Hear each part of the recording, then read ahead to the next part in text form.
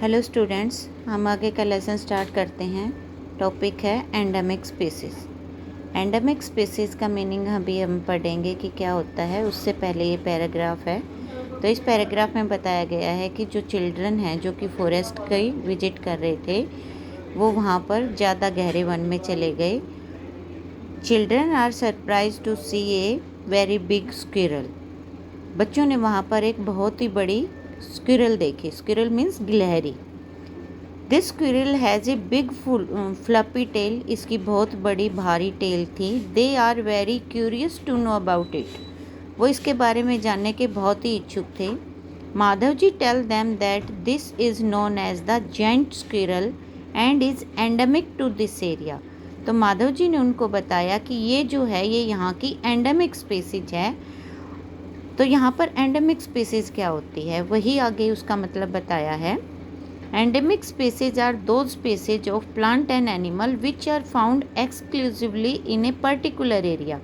यानी कि कोई भी स्पीसीज एक किसी पर्टिकुलर एरिया में ही पाई जाती हैं। मीन्स वो किसी दूसरी जगह पर नहीं पाई जाएंगी। यानी कि ये जो स्पीसीज है, जो जायंट स्क्विरल है, ये इसी फॉरेस्ट में पाई जाएगी, कहीं और नहीं पाई जाएगी। इस तरह की जो स्पीसीज होती हैं उनको हम एंडेमिक स्पीसीज कहते हैं। तो यहाँ से आप एंडेमिक स्पीसीज की डेफिनेशन कर सकते हैं। Endemic species are those species of plant and animal which are found exclusively in a particular area. यहाँ तक they are not naturally found anywhere else. A particular type of animal or plant may be endemic to a zone, a state or a country। यानी कि जो endemic है वो किसी एक zone की हो सकती है। जोन मीन्स छोटा एरिया, किसी स्टेट की हो सकती है या फिर कि पूरे कंट्री की भी हो सकती है। Madhav ji shows sal and wild mango as two example of the endemic flora of the Pachmarhi biosphere reserve. तो यहाँ पर दो पेड़ों के नाम भी बताए हैं कि साल और मैंगो दो फ्लोरा के एग्जाम्पल हैं जो कि पंचमई बायोस्फीयर रिजर्व के एंडेमिक स्पीसीज हैं। इसी तरीके से एनिमल्स की एंडेमिक स्पीसीज के बारे में बात कर रहे हैं। Bison Indian giant squirrel and flying squirrel are the endemic species of this area. तो दो स्क्विरल के नाम बताए इन्होंने। एक तो हो गया इंडियन जायंट स्क्विरल और दूसरा यहाँ पर ये बिसन, ये एनिमल का नाम है, और एक फ्लाइंग स्क्विरल भी है। ये तीनों जो हैं ये यहाँ के एंडेमिक स्पीसीज हैं।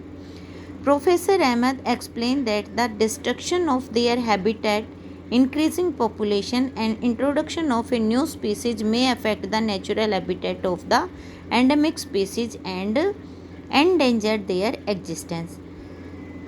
प्रोफेसर अहमद आगे एक्सप्लेन कर रहे हैं कि अगर इनके हैबिटेट को, यानी कि ये जो एंडेमिक स्पीसीज हैं, इनके हैबिटेट को डिस्टर्ब कर दिया जाए, किसके कारण? इंक्रीजिंग पॉपुलेशन के कारण, या फिर कोई न्यू स्पीसीज इनके एरिया में आ जाती है तो भी इनको खतरा हो सकता है। यानी कि इनका जो एग्जिस्टेंस है वो इनके खतरे में पड़ सकता है। आगे देखते हैं लेसन को। यहाँ इस पैराग्राफ में स्पीसीज की डेफिनेशन बताई है। ये यहाँ पे जायंट स्क्विरल की आप डायग्राम देख सकते हो, ये इसकी फ्लपी टेल है। Species is a group of population which are capable of interbreeding. Definition यहीं तक कंप्लीट हो जाएगी अगर आप चाहेंगे तो इन दो लाइनों में, लेकिन इनका मीनिंग जो है वो आगे समझाया है। इसका मीनिंग ये है कि ऐसी पॉपुलेशन का ग्रुप जो कि इंटरब्रीडिंग कर सकते हो। इंटरब्रीडिंग का मीनिंग होता है दे कैन रिप्रोड्यूस। यानी कि हम ऐसे ऑर्गेनिज्म की बात करें जो कि आपस में रिप्रोड्यूस करके बच्चे पैदा कर सकते हैं, उसको हम इंटरब्रीडिंग कहते हैं। आगे मीनिंग समझाया भी है। This means that member of a species can reproduce fertile offspring. यानी कि उनसे जो ऑफस्प्रिंग मीन्स बच्चे पैदा होंगे वो फर्टाइल हों। फर्टाइल मीन्स यानी कि उनके भी बच्चे पैदा हो सकते हों। Only with the member of their own species and not with the member of the other species. तो वो एक ही स्पीसीज के होते हैं, या हम ये कहेंगे कि स्पीसीज उन्हीं ग्रुप ऑफ एनिमल्स को कहेंगे जो आपस में रिप्रोड्यूस कर सकते हों। हम ये नहीं कह सकते कि जो डॉग है या फिर जो भेड़िया पाया जाता है फॉरेस्ट में, वो एक स्पीसीज है। वो एक स्पीसीज जैसे दिखाई ज़रूर देते हैं, लेकिन वो एक स्पीसीज नहीं है। Member of species have common characteristics. जितने भी मेंबर होते हैं एक स्पीसीज में, उनकी जो कैरेक्टरिस्टिक्स होती हैं वो एक जैसी होती हैं, यानी कि उनके सारे गुण आपस में मिलेंगे और वो एक आपस में रिप्रोड्यूस कर सकते हैं। ऐसे ग्रुप ऑफ पॉपुलेशन को हम स्पीसीज कहते हैं। नेक्स्ट पेज पर चलते हैं। Wild life century. Wild life century के आपने पीछे भी पढ़ा है, तो यहाँ इसकी डिटेल बताई है, तो ये यहाँ से पढ़ते हैं हम। Soon Paheli sees a board with Pachmarhi wild life sanctuary written on it. Paheli ने अचानक से एक बोर्ड देखा जिसके ऊपर लिखा हुआ था Pachmarhi wild life sanctuary. Professor Ahmad explain that killing, poaching होता है शिकार करना, और capturing animal in general is strictly prohibited and punishable by law in all such places. Professor Ahmed ने बच्चों को बताया कि एनिमल्स को पकड़कर उनका शिकार करना, उनको बेचना, ऐसे एरिया में लॉ बना हुआ है, मीन्स कानून बना हुआ है कि वो वहाँ पर नहीं कर सकते। अगर कोई ऐसा करेगा तो उसको सज़ा मिलेगी। आगे वाइल्ड लाइफ सेंचुरी के बारे में बताया है। Wild life century like reserve forest. Wild life century जो होती हैं वो रिजर्व फॉरेस्ट की तरह ही होती हैं। Provide protection and suitable living condition to wild animal, यानी कि वहाँ पर जो एनिमल्स हैं वो आराम से रह सकते हैं, उनको कंडीशन प्रोवाइड करवाई जाती हैं। He also tells them that people living in wildlife sanctuary are allowed to certain activities such grazing by their livestock. Wild life century के आसपास जो लोग रहते हैं, उनको वहाँ पर रहने वाले जो लोग हैं उनको छूट दी जाती है। किस चीज़ की छूट दी जाती है? कि वो अपने एनिमल्स को वहाँ पर चरने के लिए ले जा सकते हैं, वहाँ पर मेडिसिनल प्लांट को इकट्ठा कर सकते हैं और ईंधन के लिए लकड़ी इकट्ठा कर सकते हैं। तो ये 3 एक्टिविटी कौन कौन सी? एक तो पशुओं को चरने के लिए लेकर जाना, मेडिसिनल प्लांट को इकट्ठा करना और ईंधन के लिए लकड़ी इकट्ठा करना। ये तीनों एक्टिविटीज जो हैं वो वाइल्ड लाइफ सेंचुरी में अलाउड हैं। उसके बाद है some of threatened wild animals like black buck, white eyed buck, elephant, golden cat, pink headed duck, घड़ियाल, मार्स क्रोकोडाइल। ये कुछ एनिमल्स के नाम बताए हैं कि ये जो एनिमल्स हैं ये वाइल्ड लाइफ सेंचुरी में या फिर हमारे जो भी प्रोटेक्टेड एरियाज़ हैं वहाँ पर हम इनको सुरक्षित रखते हैं। Protected and preserved in our wildlife sanctuaries, Indian sanctuaries have unique landscape. जो हमारी इंडियन सेंचुरीज हैं उनकी जो लैंडस्केप मीन्स वहाँ का जो एरिया है वो कैसा है?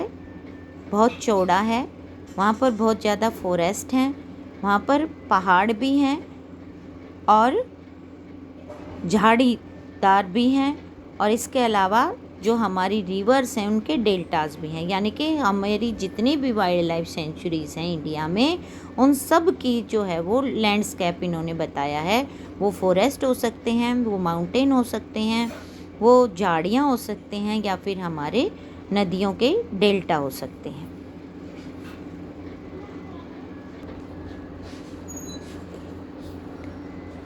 It is pity that even protected forests are not safe because people living in neighborhood encroach upon them and destroy them. यहाँ पर बताया है कि ये बहुत ही दुख की बात है कि जो फॉरेस्ट प्रोटेक्टेड हैं वो भी वहाँ पर रहने वाले एनिमल्स के लिए सेफ नहीं है। क्यों? क्योंकि वहाँ पर जो रहने वाले लोग हैं, उनके आस पड़ोस में जो रहने वाले लोग हैं वो क्या करते हैं? ऐसे एरियाज़ पर अपना अधिकार जमा लेते हैं और उनको डिस्ट्रॉय कर देते हैं। Children are remind of their visit to the zoo. ये सब देखकर बच्चों को अचानक से क्या हुआ? अपनी जू की विजिट की याद आ गई। They recall the zoo are also place where animals receive protection. उनको ध्यान आया कि जू जो होता है वो भी तो ऐसी जगह होती है जहाँ पर एनिमल्स को हम प्रोटेक्शन देते हैं। उसके बाद आपके लिए एक्टिविटी है 7.7 कि आपके आसपास कोई भी जू है उसकी आप विजिट करो, वहाँ पर रहने वाले जितने भी एनिमल्स हैं उन सब की आप एक लिस्ट बना सकते हैं और हम आर्टिफिशियल सेटिंग में एनिमल्स किस तरीके से रहते हैं ये सब वहाँ पर देख सकते हैं। इसके अलावा आपके लिए एक क्वेश्चन भी दिया गया है कि जू और वाइल्ड लाइफ सेंचुरी में क्या डिफरेंस है। तो यहाँ पर आपको सारी वाइल्ड लाइफ सेंचुरी की डिटेल बताई गई है और जो आप देखते ही हैं तो अपने आप भी आप इसका आंसर कर सकते हैं। आगे है national park. On the road side there was another board on which was written Satpura national park. बच्चों को अचानक से रोड के साइड में एक और बोर्ड दिखाई दिया जिस पर लिखा हुआ था Satpura national park. Children are not eager to go there. बच्चे जो हैं अब वहाँ जाने के बहुत ज़्यादा इच्छुक हो रहे थे। Madhav ji tell them that these reserves are large and डिजर्व enough to protect whole set of the ecosystem. तो माधव जी ने उनको बताया कि ये जो एरियाज़ हैं ये बहुत बड़े होते हैं और यहाँ पर जो इस तरीके की सेटिंग की जाती है कि हम ये कह सकते हैं कि पूरा इकोसिस्टम उसके अंदर इंक्लूड हो जाता है। अब आप कहोगे जो ये इकोसिस्टम क्या होता है। आपने देखा कि जो लिविंग ऑर्गेनिज्म है वो एनवायरनमेंट में रहते हैं और एनवायरनमेंट जो हैं वो उन्हीं के अंदर ये प्रोटेक्टेड एरियाज़ हैं। वास्तव में इकोसिस्टम एक ऐसा सिस्टम होता है जिसके अंदर बहुत सारे लिविंग ऑर्गेनिज्म रहते हैं और वो आपस में एनवायरनमेंट के साथ तालमेल बिठा कर रखते हैं। तालमेल का अर्थ है कि जैसे कि मान लो एनिमल्स हैं, वो क्या करते हैं, ऑक्सीजन लेते हैं और कार्बन डाइऑक्साइड रिलीज़ करते हैं। इसी तरीके से जो पेड़ पौधे हैं फोटोसिंथेसिस करते हैं और ऑक्सीजन रिलीज़ करते हैं। तो ये एक दूसरे के काम आने वाली चीज़ हुई। इस तरीके से और बहुत छोटी छोटी चीज़ें हैं जो कि जो ऑर्गेनिज्म है वो इकोसिस्टम यानी कि एनवायरनमेंट में पेड़ पौधों के लिए करते हैं और जो पौधे हैं वो तो हमारा जो लाइफ है उसको चलाते ही हैं। तो इकोसिस्टम मिलता है इन दोनों के मिलकर बनने से, यानी कि लिविंग और नॉन लिविंग थिंग जितनी भी हैं वो सब मिलकर जो एक चीज़ बनाती हैं सिस्टम, उसको हम इकोसिस्टम कहते हैं। They preserve flora fauna landscape and historic object of an area. तो इकोसिस्टम के अंदर, या हम ये कहेंगे कि हम नेशनल पार्क की बात कर रहे थे, नेशनल पार्क वाले ऐसे एरियाज़ होते हैं जहाँ पर फ्लोरा यानी कि पौधे, फूना यानी कि ऑर्गेनिज्म, लैंडस्केप यानी कि हमारे पेड़ पौधे सारे जो हमारा एरिया है वो सब मिलाकर, और हिस्टोरिक ऑब्जेक्ट हो गया हमारा कोई भी लैंडस्केप है या उसके अंदर कोई ऐसी चीज़ जो कि हिस्ट्री से संबंधित हो, उन सब को प्रोटेक्टेड करता है national park. Satpura national park is the first reserve forest in India. हमारे इंडिया का अगर हम पहले नेशनल पार्क की बात करें तो वही है सतपुरा नेशनल पार्क और ये हमारा फर्स्ट रिजर्व फॉरेस्ट है। The finest Indian teak is found in this forest. सबसे अच्छा जो टीक है, टीक होता है एक पेड़ का नाम है टीक, वो इसी फॉरेस्ट में पाया जाता है। There are more than 100 national park in India. हमारे इंडिया में लगभग 100 से भी ज़्यादा नेशनल पार्क हैं। आगे है rock shelters are also found inside the Satpura national park. National park के अंदर रॉक शेल्टर पाया जाता है। These are the evidences of the pre historic human life in these jungles. यानी कि सतपुरा नेशनल पार्क में एक हमारी ऐसी रॉक पाई जाती हैं जो कि इस चीज़ का एविडेंस है कि शुरू में भी ह्यूमन लाइफ इन जंगल्स के बीच में होती थी। This gives an idea of an life of primitive people. और ये सब जो हैं सबूत हैं इस चीज़ के कि जो पहले के लोग थे वो भी जंगलों में आकर रहते थे। और वहाँ पर क्या क्या मिला है, rock paintings are found in these shelters. A total of 55 rock shelters have been identified in Pachmarhi biosphere reserves. Total 55 rock shelters मिले हैं पंचमई बायोस्फीयर रिजर्व्स में। यहाँ से आप इसका एक क्वेश्चन भी बना सकते हैं। इसके अलावा figures of animal and man fighting, hunting, dancing and playing musical instrument are depicted in these paintings. वहाँ पर कुछ पेंटिंग्स मिली हैं और उन पेंटिंग्स में हम क्या देख सकते हैं, वो सारी ह्यूमन बीइंग की पेंटिंग है, जिसमें फाइटिंग है, हंटिंग है, डांसिंग है और प्लेइंग म्यूज़िक जो है वो भी इस तरह का वहाँ पर पेंटिंग्स में देखा जा सकता है। Many tribal still live in this areas. बहुत सारे जो आदिवासी लोग हैं वो इस एरिया में अब भी रहते हैं।